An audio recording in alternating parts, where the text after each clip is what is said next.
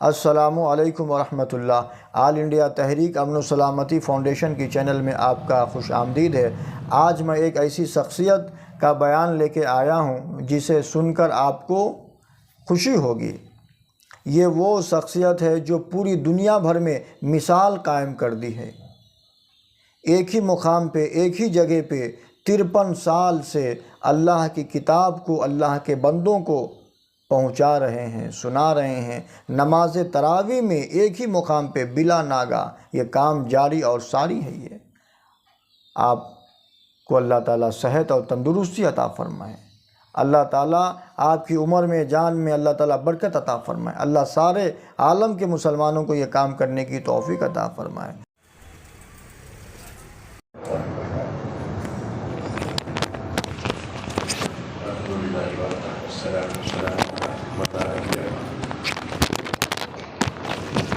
اما بعد اعوذ باللہ من الشیطان الرجیم بسم اللہ الرحمن الرحیم ان الذین یحبون ان تشیع الفاحشۃ فی الذین آمنوا لهم عذاب علیم فی الدنیا والآخرہ صدق اللہ العلی العظیم و صدق رسول النبی الکریم۔ محترم سامعین، حضرات و خواتین، ابھی میں نے آپ کے سامنے کلام پاک کی ایک آیت تلاوت کی ہے جو سورہ نور 17ویں پارے کی ہے، اس میں اللہ رب العزت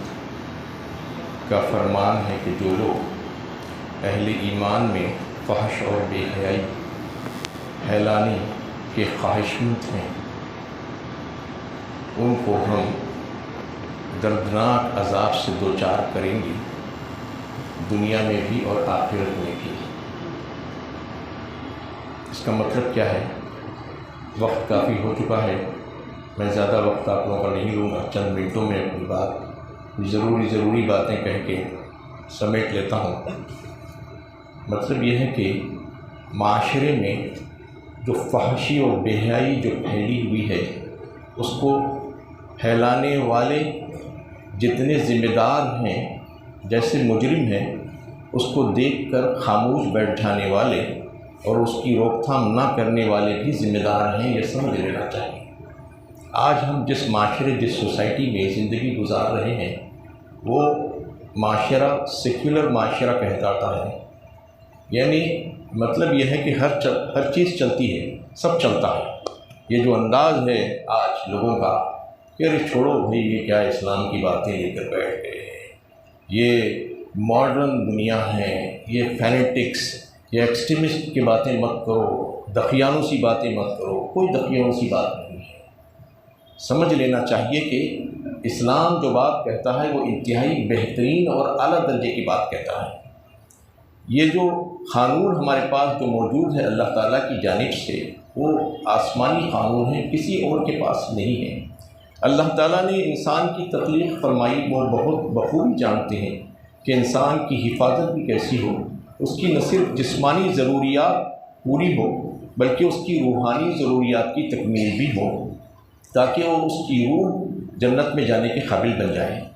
تو اللہ تعالیٰ نے اس کے لیے ایک قانون اور قاعدہ مقرر فرمایا ہے۔ جو فحش اور بے حیائی کے جو کام ہیں جو دنیا میں ہوتے ہیں، اس سلسلے میں اگر آپ دیکھیں تو ہندوستان جیسے ملک میں جہاں پر کئی ایک مذاہب کا گہوارہ ہے، جو لوگوں کے پاس تہذیب پائی جاتی تھی ہر مذہب میں، ایک زمانے دراز سے یہاں پر کرمنل قوانین بنائے گئے تھے، سیکشن 377، جس کے تحت ایڈلٹری اور ہوموسیکسولیٹی، لیسبینزم، LGBT، یہ جتنے بیہودہ قسم کے جو چیزیں ہیں فحش اور بے حیائی کے، اس کی روک تھام کی گئی تھی اور اس کو جرم قرار دیا گیا تھا۔ لیکن ہوا یہ ہے کہ چند سال پہلے اس کو قانون کا درجہ دے دیا گیا اور کہا گیا کہ یہ سب جو ہے شخصی آزادی کا معاملہ ہے، اس کے بارے میں کوئی کچھ نہیں کہہ سکتا اور یہ جرم نہیں ہے۔ کوئی اگر اپنی رضامندی اور خوشی سے ایک ساتھ رہنا چاہتا ہے، چاہے وہ شادی کرتا ہو یا نہ کرتا ہو، عورت کے ساتھ، مرد کے ساتھ، یا عورت اور مرد اپنی مرضی سے بغیر نکاح کیے کہ اگر جو ہے ایک اچھے پارٹنر کے طور پر رہنا چاہتے ہیں، لیونگ جو کہہ چاہیں، تو وہ جو ہے جائز ہے اور اس میں کسی قسم کی کوئی مداخلت نہیں ہوگی اور یہ کوئی جرم نہیں ہے، یہ کہہ دیا گیا اور یہ قانون بنا دیا گیا ہندوستان جیسے ملک میں بھی۔ اندازہ کیجیے آپ، اور ساری دنیا میں یہ مہم چلی، یہ بیماری پھیلی اور دنیا کے کئی ایک ممالک نے جو ہے اس کو قانون کا درجہ دیا۔ نہ صرف ممالک نے بلکہ یونائٹڈ نیشن نے جو ہے اس کو پاس کیا۔ یہ بے حیائی کا، انتہائی بے حیائی کا قانون جو تھا اس کو پاس کر دیا گیا، اور اب اس کو جرم نہیں ہے کہہ دیا گیا، ڈیکرمنلائز کر دیا گیا۔ اس کے ہونے کے بعد اس کے جو ریاکشن ہوئے اس کا اندازہ کیجیے آپ کہ آہستہ آہستہ، یعنی 8-10 سالوں سے یہ بیماری چل رہی ہے ساری دنیا میں۔ اب جو ہے یہ جو فائلز آئے ہیں، ایپسٹن فائلز کا جو ہے ایک سلسلہ شروع ہوا ہے پچھلے مہینے، اور اس کو اگر آپ اس کی اسٹڈی کریں تو معلوم ہوگا کہ کس قسم کی بے حیائی، ظلم اور بربریت جو ہے اس میں پائی جاتی ہے۔ اس میں وہ جو لوگ جس چیز کو جو ہے اپنائے ہیں، اور اس میں جو سیکشول ہراسمنٹ اور لوگوں کے ساتھ، لڑکیوں کے ساتھ، عورتوں کے ساتھ بے حیائی کے کام، ان کا ریپ کرنا، اور چھوٹی معصوم لڑکیوں کو جو نابالغ لڑکیاں ہیں ان کا ریپ کرنا، نہ صرف ریپ کرنا، ظلم زیادتی کرنا، درندگی کرنا، وحشی پن کرنا ان کے ساتھ، بلکہ آخر میں ان کو مار کر ان کا گوشت کھانا اور ان کا خون پینا، یہ کر رہے ہیں۔ یہ سب کچھ، یہ کہانی کی باتیں نہیں کر رہا ہوں میں، بلکہ یہ ریالٹی ہے جو ساری دنیا کے سامنے ان کے جو فائلز کھلے ہیں اس کے بارے میں آیا ہے کہ شیطان بھی شرما جائے ان کے ان کاموں کو دیکھ کر۔ کیا اندازہ ہے ہم سب کو کہ وہ لوگ کیا کر رہے ہیں جو اپنے آپ کو بڑا سیکولر کہتے ہیں اور بڑے جو ہے تعلیم یافتہ اور تہذیب یافتہ کہتے ہیں؟ یہ کون لوگ ہیں؟ یہ کوئی چور اچکے، غنڈے، مالی حالی نہیں ہے، بلکہ یہ وہ لوگ ہیں جو دنیا بھر میں حکمرانی کر رہے ہیں۔ وہ لوگوں کی فہرست ہے اس میں۔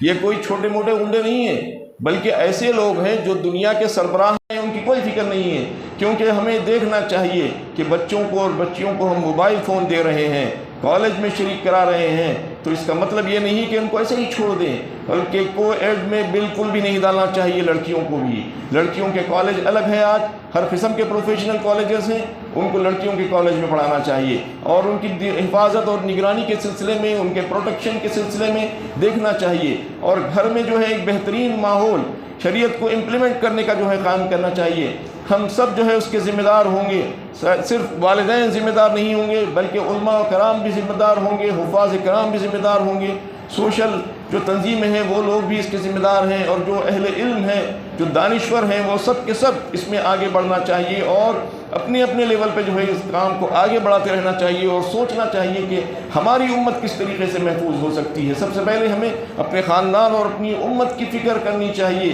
کیونکہ لڑکے لڑکیاں بھاگ رہے ہیں گھروں سے۔ کتنے ایسے کیسز ہو رہے ہیں، آج ہزاروں کی تعداد میں ہیں، لڑکیاں فرار ہو جا رہی ہیں اور جا کر غیر مسلم کے ساتھ شادی رچا لے رہی ہیں، یا ویسے ہی رہ جا رہی ہیں، ان کا دین و ایمان تباہ ہو جا رہا ہے، نسلیں برباد ہو جا رہی ہیں، لیکن فکر نہیں ہو رہی ہے۔ یہ فحاشی پھیل رہی ہے ساری دنیا میں، یہ تمام وجوہات ہیں اس کی۔ جو قوانین بنائیں گے شیطانی قوانین، وہ قوانین کو جو ہے دیکھ کر ہمارے بچے بھی جو ہے، ہماری نئی نسلیں بھی جو ہے اس کی طرف لپک رہی ہیں، اور یہ سمجھ رہی ہیں کہ یہ سب اچھا ہے اور یہ آزادی ہے، اور اس میں ہم بھی جا سکتے ہیں اور ہم بھی جو ہے اس کو استعمال کر سکتے ہیں۔ ان کو بتانا چاہیے کہ اسلام کا مزاج کیا ہے، اللہ اور اس کے رسول کی پسند کیا ہے، اسلام کیا چاہتا ہے، اسلامی تعلیمات کیا ہے، ہمارے پاس قرآن میں کیا حکم دیا گیا ہے عورتوں مردوں کے لیے، کس طریقے سے جو ہے الگ الگ رہنا چاہیے۔ مخلوط محفلیں صحیح نہیں ہیں، مخلوط تعلیم گاہیں صحیح نہیں ہیں، غیر مردوں کا گھروں میں بے دھڑک گھس آنا صحیح نہیں ہے۔ احترام کرنا چاہیے عورتوں کا، اور پھر عورتیں الگ اور مرد الگ، ان کی بیٹھنگی الگ الگ ہونی چاہیے۔ عورتوں کا لباس کیسا ہونا چاہیے، عورتیں بن ٹھن کر باہر نہیں نکلنی چاہیے۔ یہ تمام چیزیں جو ہے بتانا چاہیے چھوٹی چھوٹی بچیوں اور بچوں کو، وہیں سے سکھانا پڑے گا، کیونکہ آگے بڑھ جانے کے بعد وہ نہیں سیکھ پائیں گے۔ اس لیے ضروری ہے کہ یہ فحاشی اور بے حیائی کی جو سلسلے شروع ہو گئے ہیں دنیا میں، غارت ہو جا رہے ہیں لوگ، تباہ و برباد ہو جا رہے ہیں، اگر ہم اس کی فکر اگر نہیں کریں گے آج، اور اگر دیگر کاموں میں لگے رہیں گے، ملوث رہیں گے، تعلیم کے نام پر ہم اپنے بچوں کو کھو دے رہے ہیں۔ ایسی تعلیم کا کیا فائدہ جس میں آپ اپنے بچوں کو اور اپنی نسلوں کو برباد کر دے رہے ہیں؟ ایسی تعلیم نہیں چاہیے، اسلام اس لیے اس سے روکتا ہے۔ اگر تعلیم دینا ہی ہے تو تعلیم دینے کے سلسلے میں پہلے بچوں کی تربیت کرنا ہوگا، گھر میں شریعت کا نفاذ کرنا ہوگا، امپلیمنٹ کرنا ہوگا شریعت کو، اور بچوں کی تربیت، بچوں کے لیے اللہ تعالیٰ سے دعا، اور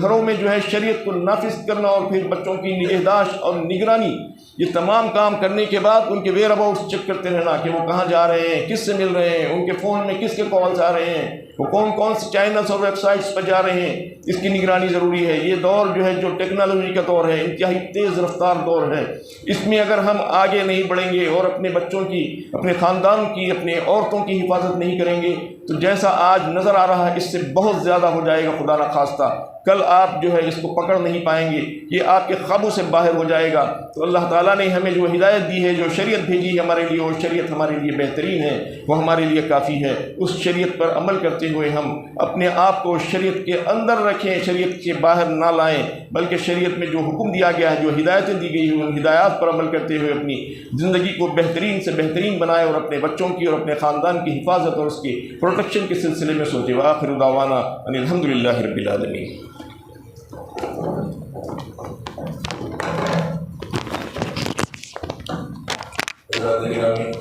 اب بس 10-15 منٹ کے اندر انشاءاللہ دعا ہوگی۔ میں اس مختصر وقت میں یہاں پر جو روزانہ تراویح کے بعد آپ تمام کے سامنے تشریح پیش کر رہے تھے قرآن کریم کی، ایسی شخصیت جو قرآن کا ایک گہرا علم رکھتی ہے اور قرآن کاموں میں بڑھ چڑھ کر حصہ لیتی ہے، میری مراد خلیل الرحمان صاحب سے ہے۔ وہ آپ سے خود احتسابی کے عنوان سے 10 منٹ بات کریں گے، انشاءاللہ اس کے بعد دعا ہوگی۔